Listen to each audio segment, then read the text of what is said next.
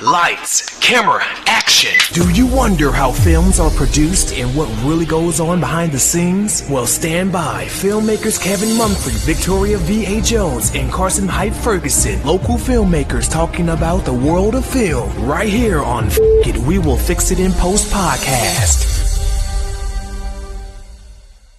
Operating at your best, and that's what I strive for. And I tell the cast too. I wish more people had that. No, for real. Like it's tough. And I tell the cast, and I'll never forget, their eyes was so big. I was like, y'all, don't come on my set. If your attitude, your stuff ain't together, don't come on this set. If you don't think like you can kill this role, go outside, get yourself together, and then come back in. Because everybody on this call is like here for a reason, you know? So let's give me your all. Like let's kill this do that. But don't come in here self-doubting and I don't know and because that shit is contagious too, though. Yeah. Like, you know, you feel you negative and you doubting yourself. It can lean on to another department, and then that just creates chaos. And so I just be like, yo, you ain't check trying yourself. to fix a whole mess. No. Like, right. Oh, they're going to nick this right in the butt right now. Right. That's it. And sometimes it's just crazy because a lot of people, I think it's kind of shocking to see what I created, and then sometimes I ask a lot, like, did you shoot that? Is that really yours? Did you really direct that? And I'm like, yeah, but I didn't do that by myself. Like, you know what I'm saying? Like, what y'all think this shit is? Like, I'm not doing this by myself. Right. That's just like, you know, in Hollywood when they credit the director. No. But the director didn't do it by himself. Check this out. Every time we have film, like the film festivals with IBFF, 48 Hour, and I'm never on camera. Like the IBFF, they wanted the crew, they wanted directors and stuff like that, DPs. You will never catch me on the interview. I always tell them, hey, crew, get the crew and the cast. You never see people talk about the crew. I don't never want to be in the camera. When we do a project, I don't want to be in the camera. I don't want to do interviews. I tell them, like wardrobe, Sheena, go do the interview. Sean, you're the writer, go do the interview. Kevin, you were my second AC. Do the interview. Hey, you were the PA. Do the interview. I don't want to do the interview. I feel like for me, that's more fulfilling watching them just do that. Like, you know, and it also talk about that. Like, and it also makes other people almost like a lighting person go like, "Whoa." Yeah, they interviewed the lighting person. I'm gonna work with her. Yeah, like Gav, like it's so fun. People want to talk about light for talk BTS. BTS is tough. I don't give a damn what no one say because people want you 24/7 around the clock. Get this, get this, get that, get that. And then they're like, what type of hours? Yeah. They do like the 16-hour days, do they? I want to get what I want to get. So, and y'all will never catch me doing any type no. I just don't want to do that. I don't. You want to be more of a name than a face. You know, like her, the artist, for a while, nobody knew who the she was. Like, what did she look like? Who's her? Nobody seen her. Everyone knew her voice was dope. And then it wasn't until time went on, like people seen her, you know, and I thought that was just cool for marketing purposes. But like, for me though, I just don't know. I'm so private. I love my life. You know what I mean? So like, okay, let me now. And I totally get that. So, but like eventually, she has to almost. I don't know if she had to, but eventually she put herself out there. Yeah. And I think for music, because I think The Weeknd did something like that too. Nobody knew who he was. Because it's weird. I was a fan of him until I found out who he was. What? Wait no, a minute. I don't know. No.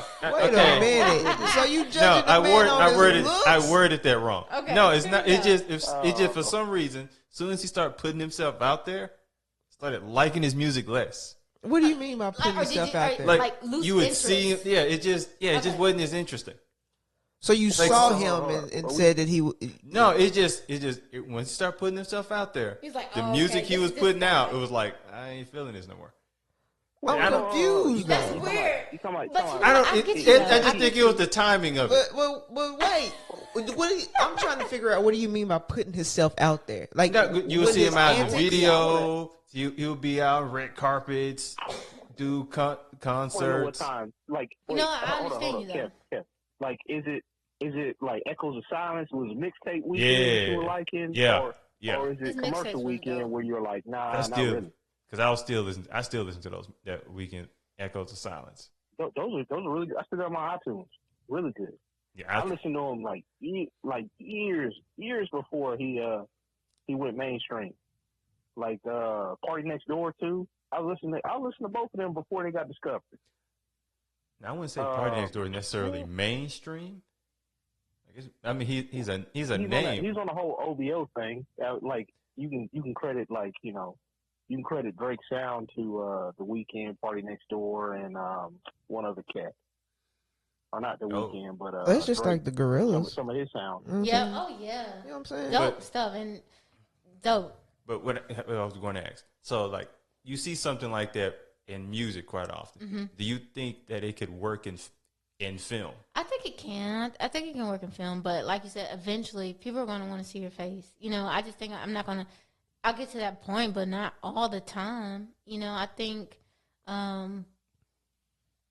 people sometimes can grab another concept of you or view you differently too in your absence. You know, make people sometimes crave that. You don't have to be that individual. But do people really crave that now? Because like in the 90s, they. But they still do it now. Yeah. They still do it now. Even though now it's kind of hard because people always want to be on the gram and stuff like that and things like that. But you can still do it now for sure. And one thing, another person I love, of course, Beyonce, is because, she does her work, she do it, but then, like, she's so private what she does, and how she moves. But to me, her was a great example. You didn't see her for a while, but you knew her music was, like, awesome.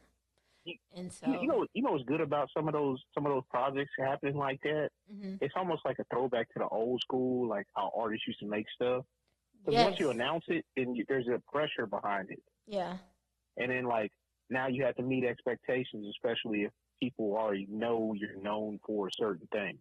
Right. I'm pretty sure like even like a Ron Howard, like big time director, has like issues with this because once there's a name associated with it, everybody's comparing, and his work's great, mm-hmm. but comparing his work to his other work. Yeah. Ridley Scott, and all the black directors, like Mario Van Peebles, anything he's associated with, all that stuff. Like, and I guess that's how you're really, really doing it is when you're getting compared to yourself. Yeah. By other people and not just you. No, for sure. Right. And, I mean, I can access all of you. Now, do you also kind of have a fear of like your work being kind of socially seen so great that you're like every other project you do, you're kind of in competition with the last two projects that people known you for? Not for me, because I'm in competition anyways with myself. Mm-hmm. So I'm always try to outdo the last project. I don't care if it was the best. I don't care if it was the worst. Yeah. I'm always try to outdo the project. Oh yeah. Always. And like from marketing, I would still want like the same marketing principles for each one, right? To make it really, to get it out there. But I'm with her. I'm just like, each project every day is just yourself. And my thing is, I just want my story to be strong. That's it. I want a good, strong story. Right. Boom. And now I put pressure. Lost. Yes, I put pressure on the departments for sure, because it's like, this is a strong story. So what do I need, or what we're gonna do to get the picture to match this? Yeah. Like y'all, this is say what y'all do. Like, what do you need? Because it has to be good. It has to be great. Yeah, it does. I tell them, like, hey, this has to be good. Why? And like, why does this have to be good? Because this story, you just never know who you can touch. Like, you know what I'm saying? Like, you just don't know. Yeah. So whether it's comedy, whatever genre. Yeah. So expand on that a bit. For as like, let's say you written this strong story, mm-hmm. and, you write it, you have your vision of it, mm-hmm. and let's say you have some, like your producer, you get a director. They may have another vision of it, mm-hmm. and even to the actors, and they may have a separate vision of it. And sometimes it just destroys the story. So how do you kind of communicate? Yes. So that's the thing. It goes back to like roles and everyone know what they're doing. And sometimes when you talk about roles, people get offended or say, oh, you're all about roles. You're all about titles. And I've been told that, like, oh, you're about roles. You're about titles. It's like, no. Like, I'm all about structure. Like, you know what I'm saying? Like, you're never going to see a sound person talking to the talent. That's out of line. You would go somewhere. Somebody would cut you off for that. You never, even the producer. I did that once. I was a producer for my own set, a producer. And I ended up talking to talent. The director cut me off. She's like, don't do that again. I didn't even get mad. I had to respect it. Because, like, yo, that's not my lane. That ain't, it just beats it's no respect in that. But, like. And a lot of people don't know that. No, so what I love about my writer, Sean Coggin, she's, like, dope. She wrote one feature in one day. That's how dope she's. Like, she loves writing. Loves writing. Mercy. So, like, if I was to write something, like, for her I tell her my concept, she writes it, and then I direct it, right? Or other times where she writes it, and I'm just going to direct it. But it's all about being vulnerable to a certain extent. Like, okay, how much am I willing, or how much time do I have? But, like, as a writer, you write something, and you shoot it, depending on what the contract looks like, the director's always going to tweak it a little bit, period. You just got to be open to that. Like, with the actors, you just have to prepare them. Give them the resources they need to really perfect that role, And I think you can avoid them trying to take over or feel like they have to give themselves direction, And then with that, too, though, I'm always open to the actors and actresses talking to me about how they feel about this role, or could they do it this way or think of it that way. That's fine, because for me, directing is about the relationship. It's just simply that. These actors and actresses are not robots. I can't say, oh, cry. I can't do this or do that. Yeah. So it's funny because for my next upcoming projects, I'm making my actors and actresses do a love language test, because and some people like, love language, why? Because you got to learn how everyone communicates differently. And so for me to get to a point where my actors are vulnerable to really meet who they're playing halfway so they can find that connection, they're going to have to open up some kind of way. So I have to figure out, okay, how can I do this? And the best way to do it is finding out their love language and how they communicate, how they open up. But as a director, you can't abuse that either. You can't manipulate that. And even if some actors or actresses, if they open up to you, they be like, went through that, don't use whatever triggered them that's going to harm them on a set to get them to play that role. I feel like that's a manipulation, and that's total abuse. You don't do that. But find out the love language, get them to a point where they play the character in the role, and then also find a healthy way to where they're not taking that character home with them. So this is all a balance, but those are like little fun things that I tend to put in to do. Now, the love language, I think that's great book. Great book, by the way. Oh yeah, it is. So what made you think to do that? The love language? Yeah. So I was going through my emails, and I see like different ads pop up, and I was like, And my degree was in communications and psychology, and so I know one time I was on set, and my first film, we had this guy. We spent hours on it. I wasn't the director. But as a producer, you got to think, man, we got time, money. We got to turn this stuff in. Like, hey, let's go. Get these shots and let's go. I pulled the director aside, like, hey, let's do this. We're on a time crunch. But my director spent so much time, 3 hours on a guy who just could not deliver, And it was, I don't know if the director was having a hard time to communicate what they needed or whatever the case was, but it was a hard time. It was some loss of communication, and I always just think about that moment because money was on the line, for one. Yeah. And then two, I think everyone can act. I think anyone can play a role. It's just finding out who that person really is, that relationship. But that's what made me do that, because as a director, you don't want to spend so much time.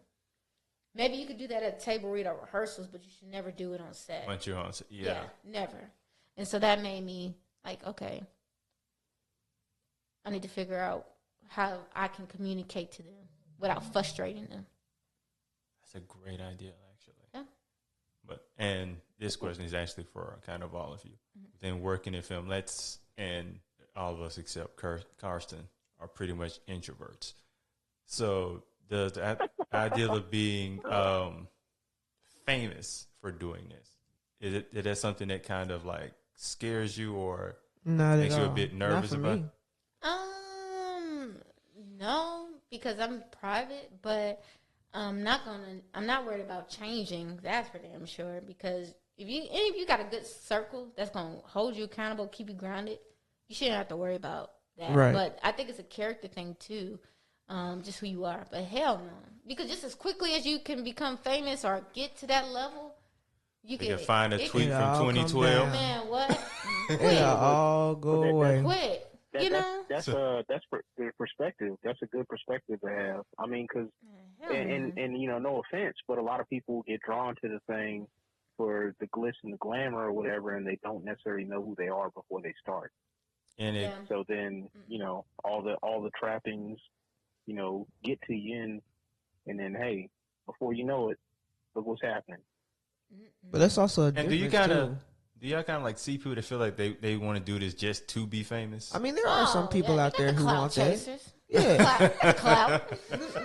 And I was just going to speak on that. You got them. You know what I'm saying? You got people out there who are studying trying to get famous. They study it. They try to figure it out. They try to see what do I need to do. That's why you see all these internet people on here doing all this. But then that's why you also see a lot of celebrities who are depressed, though. Right. You know what I'm saying? It's like the problem ain't getting there. People want to get to a certain level. It's staying there. Can you stay there? That's the grind. Right. And like, I want my peace. I'm happy where I'm at. Of course, more profitable. People want to make money what they do.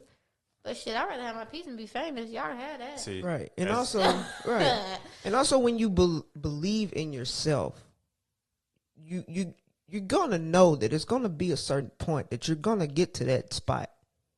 That's just it. Yeah. I believe in myself so much that I know that there's a certain point where I'm going to get to a spot where people going to know who the I am. Yeah. It's just going to happen. So it comes with it. It comes with it when you keep working for it. So when you keep working for it and you get there and you're there, you just have to keep something within yourself, within your circle.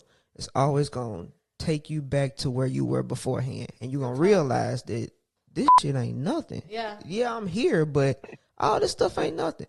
You know what I'm saying? You have to remind yourself of that. Yeah. So for me, like, acting is more likely if it would happen with me. But I always think, like, I always want to be the actor that somebody goes, oh, he's in it too? Oh, yeah, this is going to be good. Yeah. I want to be the person. Yeah. Right. What's his name? I want to be that guy. Who doesn't want to, like, kill what they do? Like, you know what I'm saying? Like, really be like, for me, it's more so of a presence thing. Like, with the actors and actresses, and another thing, it's like, make your presence known. Like, there's a way, and your presence is not the one who's the loudest or always doing or is not necessarily the quietest person, but it's about your demeanor. It's about how you carry yourself. That's the presence that you want. So when someone sees you, like, oh man, I gotta have that. Exactly. It may not. That person probably can't even act. But when you see that, when you're around her presence or his presence, and they just put him on the screen, it's like, damn, I'm glued. Exactly. Yeah. So it's a presence thing to me. It's more so. Everything else can be taught. So, and this is really for Victoria and yourself. When you see like women who are directors or women getting positions of power in film, like Ava DuVernay, Sandra Rhimes, and it's this other young lady, Amber Raspberry, who she's now like the senior she's a senior creative film executive for Amazon Studios. I've seen that. Yeah. So when you see stuff like that, like does it kind of motivate you all? Or? Hell yeah. Yeah, it does. It does because women rule the world. You know what I'm saying? You know what I'm saying? But it does motivate. It motivates because it's like, oh damn, if they can do it, then I can do it. Yep. If my sister can do it, exactly, I can do it. And it's another thing in the industry is you have those certain people who just want to be it and not share what they've learned, their success. That's not how you're supposed to do it, because you're not gonna get that high status. You know what I'm saying? You have to have people behind you. You cannot do all this stuff by yourself. And I agree. She is so right. You can't. You can't. Okay, not to mention, I listened to like that Jay-Z quote, whatever. He's like, "You only gonna be in that White House space for a little bit of time. You can have a career, but you're not gonna be at the apex of it the whole time. And there's ebbs and flows. And if you close the door on people, and you're like so closed off that you're gonna block yourself in the future, because especially if you have any kind of stumbles or little foibles or anything like that, right? You're gonna fall, and people are gonna want to see you fall. Yeah, no, like you gotta help somebody out. You have to, it's imperative. Like sometimes people want to see, how hard are you gonna figure it out to get there? And I had some people, I ask questions and they just don't respond back or help out because it's like that intimidation, like, oh, I can't, or because she gonna be, or she gonna be better. But I'm the type of person that's like, no. First off, we both are gonna grind, and God, we all custom made. Like, so what is for you is for you, and what's for me is for me. Exactly. So like, if she came to me like, hey, I got this film project I'm trying to do. Let's do this. I'm like, okay, cool. Let's partner. What you want to do? Well, I want to direct. All right, cool. I'll produce it. You know what I'm saying? Okay, let me find the people that can help get your quality, or not even quality, but your story in their departments and get it really done very well. Or even if she's like, hey, or if I came to her like, hey, I need help on this, and that. Can you help me? You can't go nowhere by yourself. You just can't. You can't do it. So, and anybody who's famous has a team. Yeah. You know what I'm saying? And partnerships. And partnerships. Man, you can't do it by yourself. That is a great mentality, because your experience of being a team and that being like kind of the focus. Right. You're more in collaborative and you care about other people. Oh yeah. Instead of like, some people be just like all about self. And that like being all about self will actually hurt the projects too. Exactly. But then I pray too though. I pray. Yeah. I faith pray is something else. because like you want to make sure you're in the right partnership. Somebody that's not going to slander your name and your brand. You just want to make sure it's the right one now. Or try to get over on you or anything like that. Yeah. And it's like, I'm not worried about arguing. Now, we do a partnership and we argue, have our I don't give a shit about that. As long as this project gets done, it is what it is. Because I had so many times where I argue with my teammates. But you know what? At the end of the day, we both signed a contract. We both here on the same team. Get our together, move on, and let's focus on getting this project done, Especially if the story is good. So you're always going to have the DP and director may not see eye to eye. Okay? That mean you're supposed to cry, break up. No, y'all sign this contract, you keep this contract, keep it moving, and y'all make this work. Right. And I got time for that. Right. And then after that, if y'all don't want to work together, y'all ain't got to work together no more. But, y'all can't unsign this contract. Right. Right. Y'all we signed it. So y'all can figure this shit out. Right. But now, with me, it's kind of like, personally, I want to be the best of the best. Yeah. So I'm going to work with any and everybody. And with any and everybody, well, not any and everybody, but you know what I mean. But within that person, we've done any and everybody. Listen, hey, we got stories for days. We've had meetings and going, this is any and everybody. Listen, for days and days on how some projects went and how stuff went down. But anyways, like I was saying, like I'm gonna learn something different from somebody else. Yeah, I don't know everything. So I'm gonna learn something new from you. Mm-hmm. You might not know everything. You're gonna learn something new from me. So that's how we grow as we get into our craft. Like I said, I'm trying to be the best of the best within the craft that I'm in. And when someone says that, like in the partnership, no one should ever feel any type of way, because if you're gonna operate at your best, you're gonna operate at your best. We all, operate at a level of excellence, I feel. So again, there's always this fear of there's not enough. There is enough for everyone. And most definitely. And that's like an illusion. And I just, that irks my nerves too, man. Yeah. Because, for real, because I'm thinking about like partnerships, real, like Nashville, Tennessee. See, we own this, some y'all. Nashville is so many different creators. so many different people and so much art. And sometimes I wish that if we could come together, we could make something so special, you know. And I think it still can happen. And I've been asked. Somebody asked me, a white guy. He was like, "Do you do films for the culture?" And he didn't know how to say it, for the culture, or do you do films for everyone? I said, "Is that what your way of saying? Do I do only black films?" And he was like, "Yes." Oh, man. And he's so sweet. And I was like, I in my films, it's so diverse. I have somebody from Middle Eastern, white, black. But when I looked at it yesterday. I thought about this yesterday. I was like, damn, it kind of seemed like I only do movies that are about black people. And then I looked at him and I was like, hell yeah, I'm going to do movies about black people. Because one, I'm black, but two, we need more stories of that. And I've seen a lot of white people, and that doesn't make them racist or nothing, but they'll be the directors, they'll be the producers, and we'll be only the talent. We'll like the puppets in it. We'll be the talent, whatever, talking about history or slavery or whatever, some sad, very dramatic. But it's never black people that are the crew, and that bothers me because you have to learn. I want people to learn and to see it, and you need more people in the business aspects. But I say all this to say, because I was just thinking about it, but all my films are people of color, Latinos, Middle Eastern, black, and I will do stuff about white people with white people, yeah. But I want to do something different. You always see white people and stuff, so. And yeah, you see like white directors telling black films. Oh, it's time for us to tell some of their stories. That's a whole different type of thing, right there. I wasn't going that route, but since we're here, I didn't even think about that. You know what I'm saying? Listen. I've been thinking about this. Have an all black crew with all black crew telling white stories. They would. Do you hear me? That's a whole different. Would you like to direct a movie about? Of course.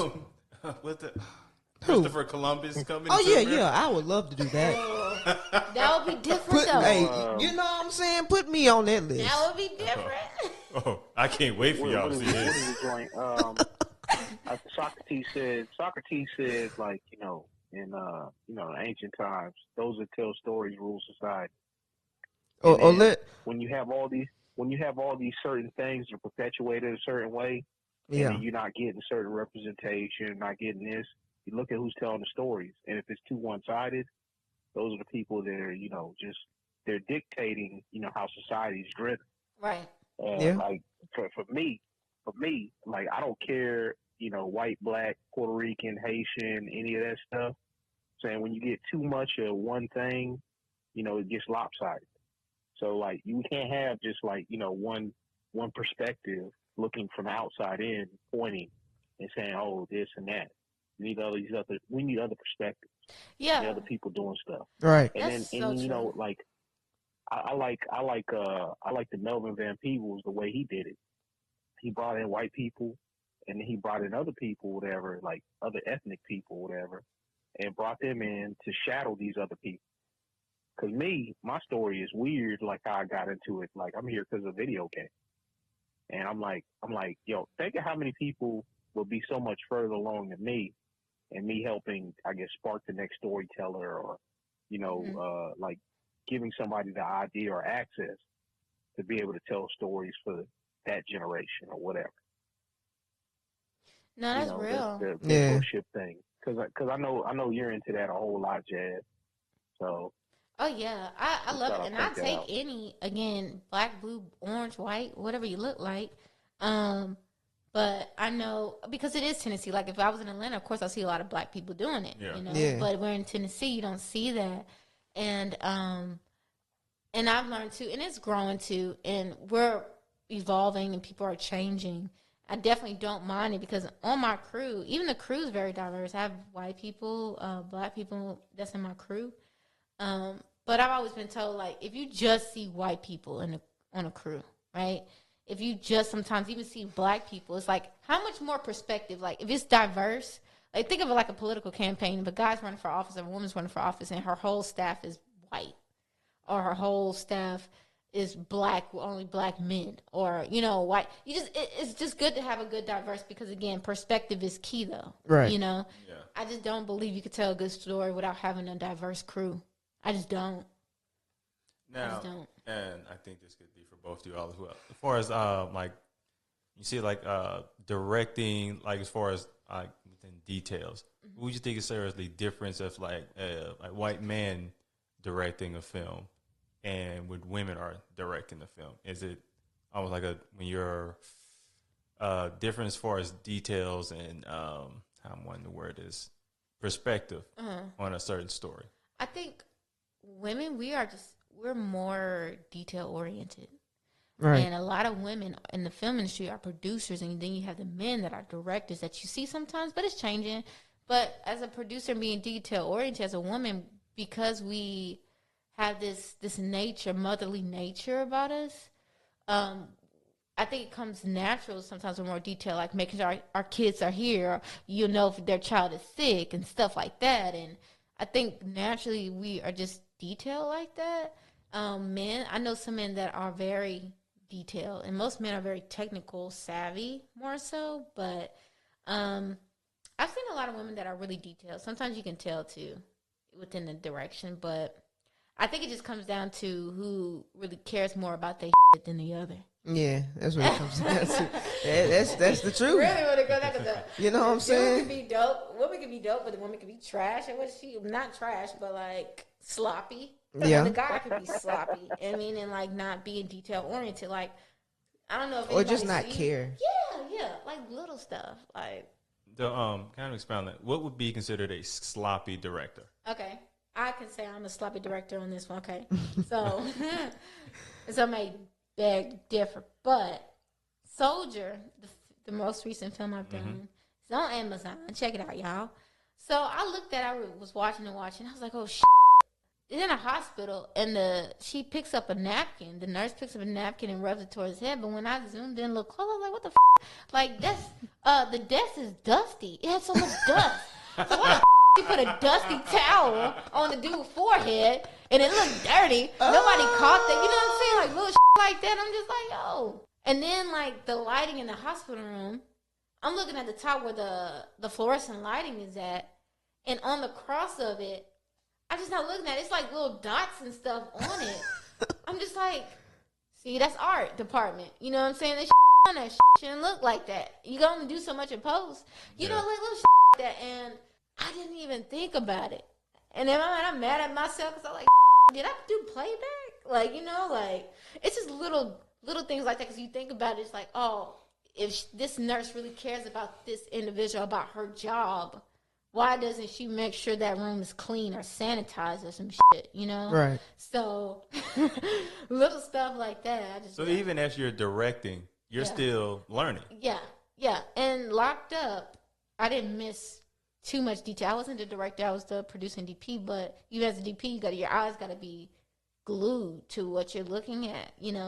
The background detail is important. Right. So, I was like, shit. Like, just little stuff. I had to pinpoint myself out. So my question to you is, what is your ultimate goal? Oh my goodness. My ultimate goal. Somebody asked me, do you like DP or directing more? I love directing. I definitely want to get into Steadicam. I want to be a Steadicam operator for sure. But the ultimate goal is I really want to expand. I want to open up a studio here in Nashville, and then just continue to create art and opportunities for other artists who may not have the resources but have just the drive and the talent and just need a support system. And for me, I've been blessed to bless someone else out in that really wants to get it, whether they want to do theater or what they just want to do just to have fun. Yeah, because art is so therapeutic. Yeah. So therapeutic. So that's all I want to do. Do you see yourself eventually doing, say, a teaching role? I may see myself having like an acting studio for Black actresses and actors. And it'll be for everyone, but mainly them.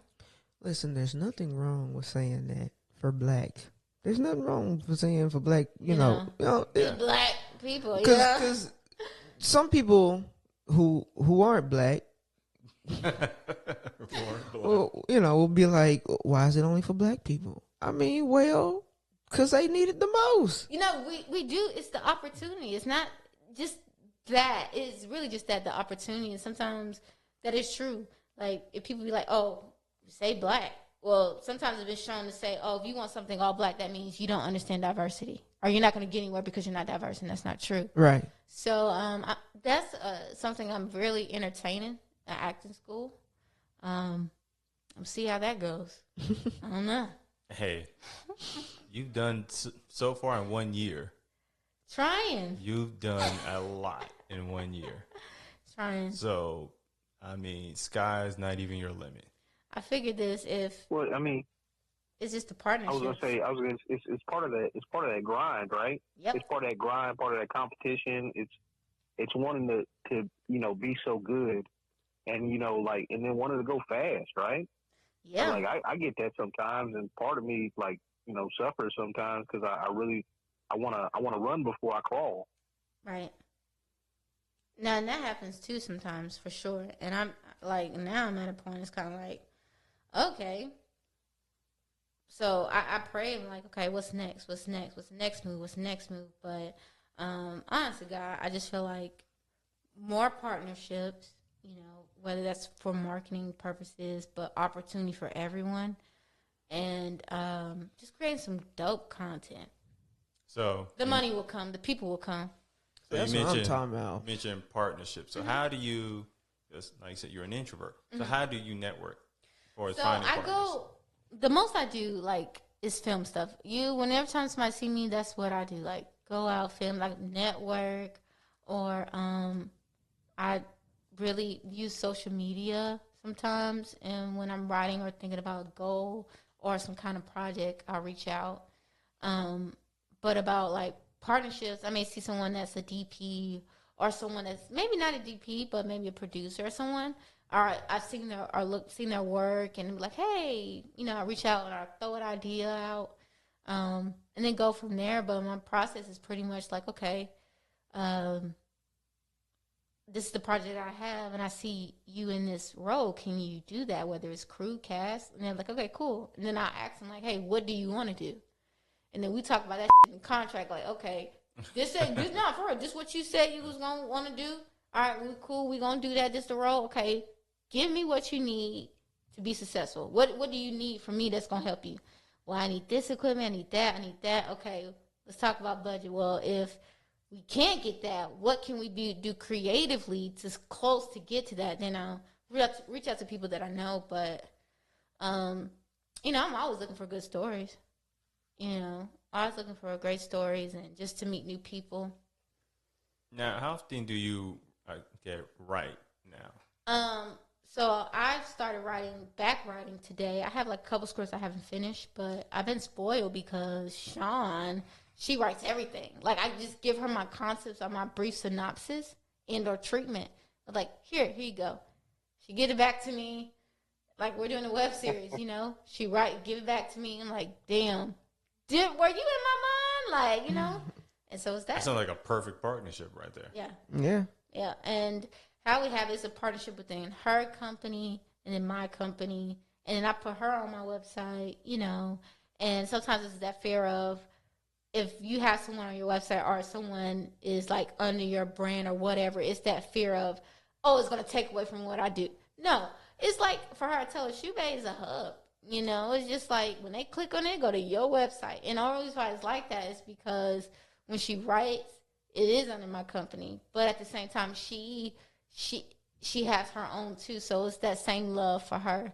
So it's just a great partnership. We have fun, and we don't think too much of it. As long as the contract's right and I make sure she's happy what she does, I'm cool. Now, you mentioned a few times her contracts. Now, have you written these contracts out, or have you? Yeah, so it's both. I have my own contract. She'll have her own contract, whoever, and then, I sign hers. She sign ours. Will be the same thing, and however how her format is, and then we go from there. I think that people should have their own.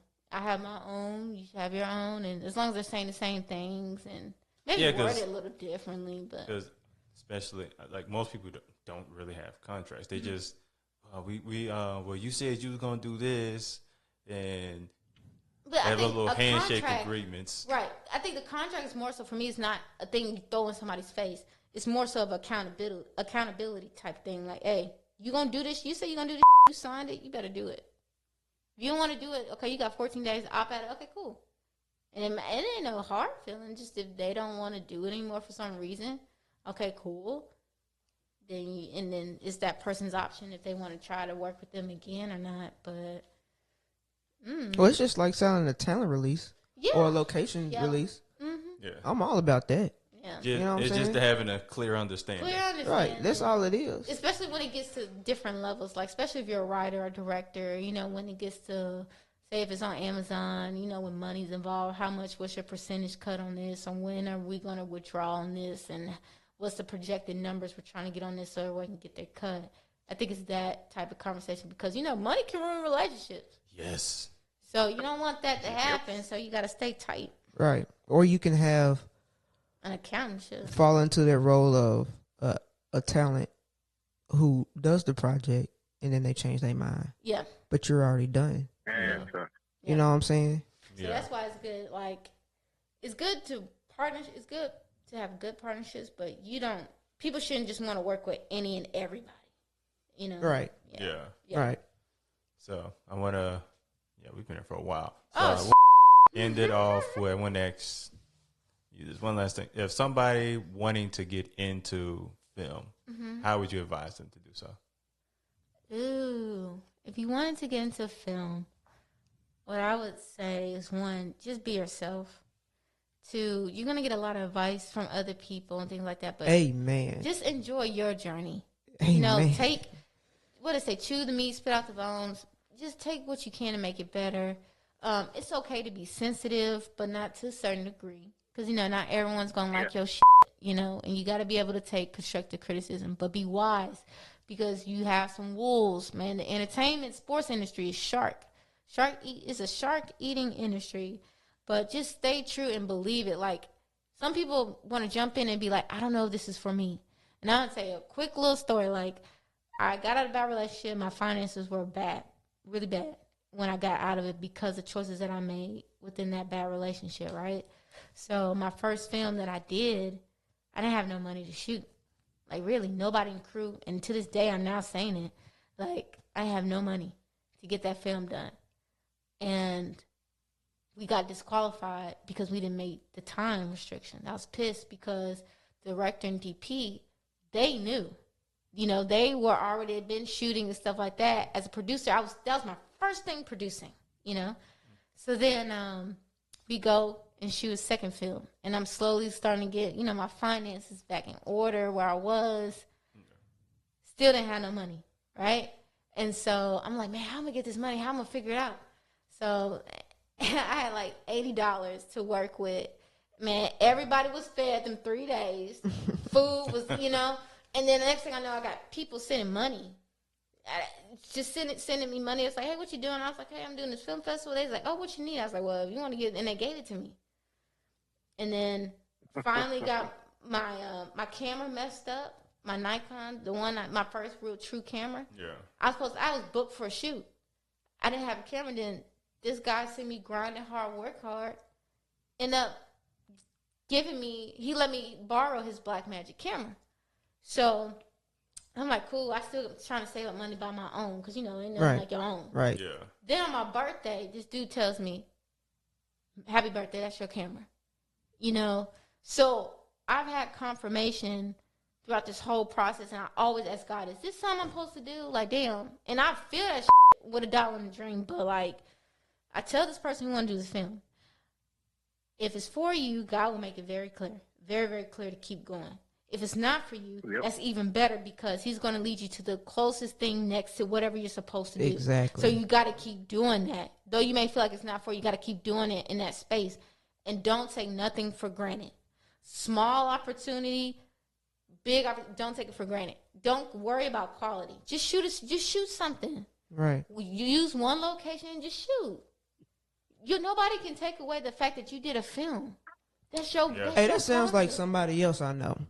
Somebody else said that the same thing, exact thing. Like, somebody. I don't know who it is. You. It's literally like talking to you all over again. You know what I'm saying? So you preaching over it. You know what I'm saying? We've told so many people, look, we got this idea. Just send me it. Look, we've got a crew. Give me the idea. We actually just write it because I don't want to write nothing. Just write it. Just shoot it. If you write it, we'll do the rest. Listen. Before we get off this episode, I will say this: I have shot one feature film, dope, 4 short films with the crew that I have. And when I say crew, it's only me and 2 or 3 other people. Hey, if they all bought in, that's something. So I've always said, if I can do it with 2 or 3 people, you can do it. There's no point of you not being able to do it. You know what I'm saying? It's no excuse. Like none. And Jasmine, that's it. Thank you for coming. Thank you guys. Thank you. This has been a pleasure. This is we will fix it in post, and that is a wrap.